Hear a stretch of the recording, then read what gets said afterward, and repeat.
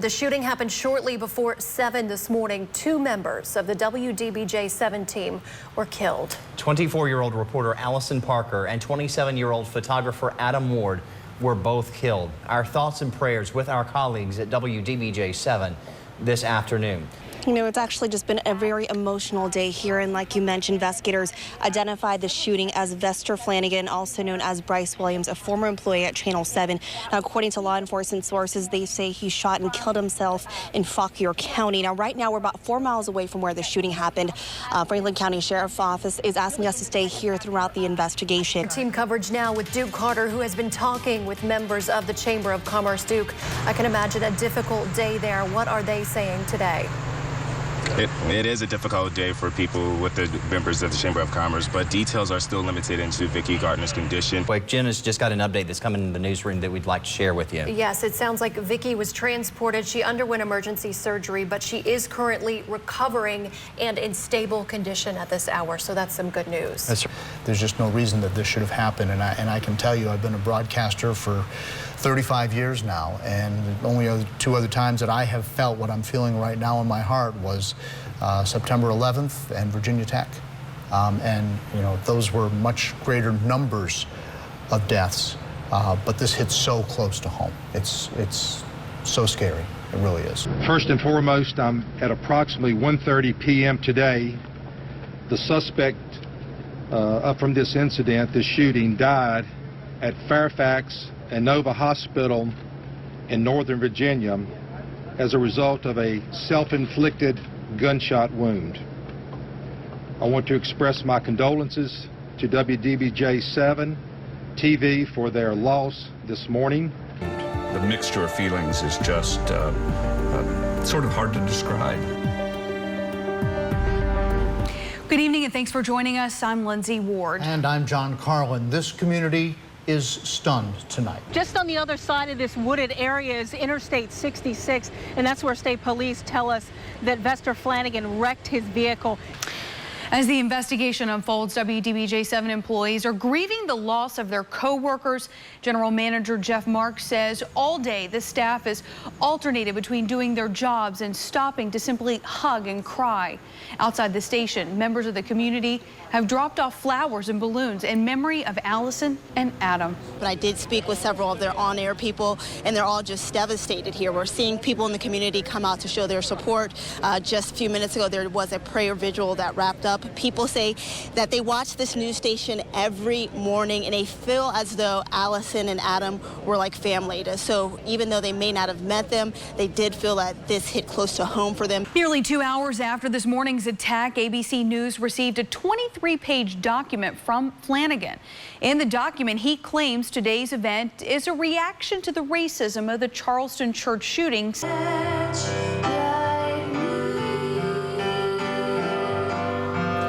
The community gathered at Reality Ministries International, a church in the town of Bedford, and sang hymns. This vigil took place in the parking lot of Westlake Cinema, 4 miles away from where the incident happened.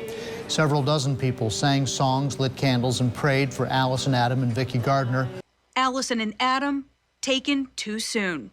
Everybody in TV news talks about what would happen if the worst could possibly happen, and I can say with certainty that this is the worst thing that could possibly happen to anybody in this job. Thank you. A moment of silence tonight at Lewis Gale Field for the victims of the shootings at Smith Mountain Lake today, Allison Parker and Adam Ward. Well, it's been a terrible news day today, and tonight we are in the midst of a terrible tragedy. 2 innocent victims are dead, and a third, a celebrated leader in our community, is recovering from gunshot wounds. The gunman is also dead after shooting himself while being pursued by police. He left in his wake a trail of messages that suggest he was disturbed with a significant grudge against his former colleagues, both of whom grew up and attended college right here in our area. All of this magnified by the fact that it happened on live television. We in the media are often competitors, but we all strive to serve the public by bringing you the stories that bind us all together. And tonight we are bound in a different way, by sorrow. Here at WSLS, our hearts go out to our colleagues at WDBJ. Today's story certainly among those we wish we never had to report. The search for a missing child continues tonight in Pulaski County. 5-year-old Noah Terry Thomas, who you see here, went missing this morning. There are several people on scene searching for Noah Thomas. I'm going to step out the way so you can see and our viewers can see. As you can see, there are Pulaski County Sheriff deputies, the state police out here, as well as K-9 units out on scene, informing, looking, searching for 5-year-old Noah Thomas. Police are out right now. They have been out throughout the morning, both on foot, searching the area around missing 5-year-old Noah Thomas's home. They have also been out in the air, up in helicopters, using infrared technology, trying to find some sign of the missing boy. Noah was last seen wearing a camo jacket, black and yellow pants, and Spider-Man rain boots. Crews are still out searching for the boy, and at this point there is no suspect, no suspicious car or foul plate believed to be involved. Those are the reasons why an Amber Alert has not been issued yet.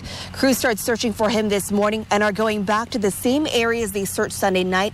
Right now, the Virginia Department of Emergency Management is holding a news conference to update the community on the search for 5-year-old missing boy Noah Thomas. Let's take a listen live now.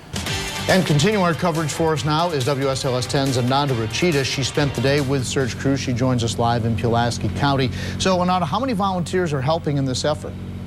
Now, we were at the fairgrounds earlier today where close to 150 people signed up to be volunteers.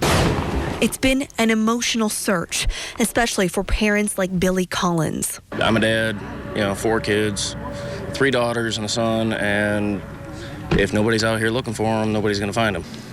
At this time, no one is in custody, and a cause of death has not been determined. WSLS 10's Ananda Rachita has been following this developing story for us all day. She joins us now live with the very latest from the scene. So, Ananda, what continues to happen there behind you? John, still heavy police presence out here, and part of the road now is blocked off. Police put up crime tape around Noah Thomas's home at about 1:30 this afternoon. We're seeing trucks now being parked in front of the home.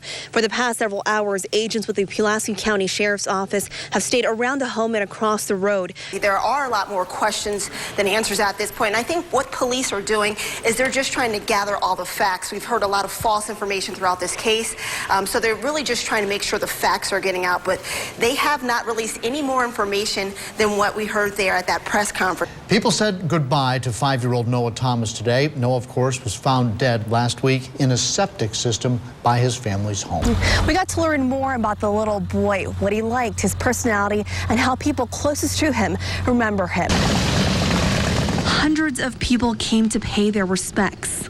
Community members, friends, and family all mourning the loss of this beautiful 5-year-old boy. And as promised, a WSLS 10 investigation into financial concerns at a local child care center. It ain't no way 7 directors can be wrong. Jacqueline Wiggins, who was fired as executive director last night, rallies parents outside the Northwest Child Development Center in Roanoke. You better fight. Right. You fight! The center's board of directors called a meeting late Wednesday and fired her just 4 months into the job. WSLS 10 obtained a number of documents, including this one from the United Way to board chairman Derek Willis back in January. It shows United Way's concern about Northwest's finances. Are parents being told? Or Parents are being told. Okay, so parents knew this morning that they weren't going to have child care? Can you explain how some showed up without child care then? It looks like an everyday trip to the pool. Commonplace. You ready? Unless you're African American. Okay, go! Good job! I got you. And the majority of African American kids have not had swim lessons. You gotta use your arms in order to swim. I got you. It's not a matter of opinion. The CDC says black children are 3 times more likely than whites to drown. USA Swimming reports that nearly 70% of black children can't swim. A lot of times the parents don't know how to swim. And that fear, it's like a cycle. Have you ever jumped in the water over your head before? No. This was your first time? Yeah. What'd you think? It was fun. Okay, go! A good idea, because 2nd grade seems the perfect time. The kids are big enough and not self-conscious. We're going to jump in. Yeah, it's going to help you float, right? And unlike teenagers, they're willing to listen. YMCA instructor Keith Gaines broke the cycle when his parents took him to the Y as a child in Philadelphia. I always remember the first time getting in the water, I said, this is me. I just knew that this was me. There was no stopping him. He went on to swim for Howard University in the 70s. But when he looks around Roanoke, he sees few, if any, African-American men who swim like him. All right, turn around.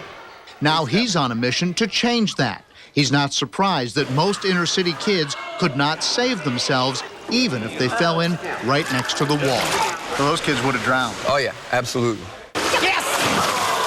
But the Y program is getting those kids in the water and breaking down barriers for non-swimmers, black or white.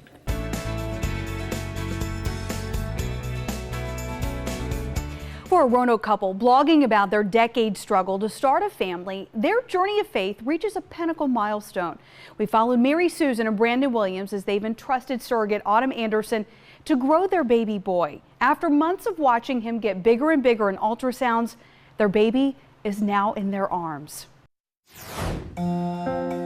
This is the moment Mary Susan Williams held her newborn son for the first time, only she's not the one who gave birth. Perhaps this shot tells his story best. The woman on the left, a complete stranger, gave her body so Mary Susan could cradle her own son. As Autumn lies in bed, waiting for doctors to induce labor, she presents the biological parents with a few keepsakes. Oh my goodness, this is perfect. That's awesome. That's what he's wearing home. Such a big miracle in such a small boy. A miracle 10 years in the making. While they remain tight-lipped on a name, Mary Susan and Brandon have shared nearly everything else about their decade-long fertility fight on their blog, writing about each step along the way. The journey started with miscarriages, eventually leading to Danielle Grace, their baby girl delivered stillborn. As they endured their most painful loss yet, this couple met Autumn and Donovan Anderson. Autumn, a mom herself, volunteered to carry the Williams child.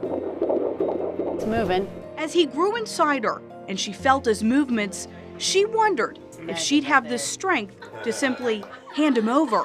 You know, I wondered the whole time. There were days that I thought, oh my goodness, did I think this through? You know, this is going to be so hard. And I had a lot of people on my side praying about it. There you go. Those prayers were answered.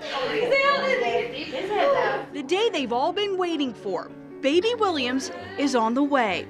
Mary Susan is overcome with emotion as she watches the delivery of her son, while Brandon can't keep his eyes off his wife. I watched her face and her reaction. You could just see it all over her face, and she was crying, but she was so excited and happy. I mean, it was just unbelievable.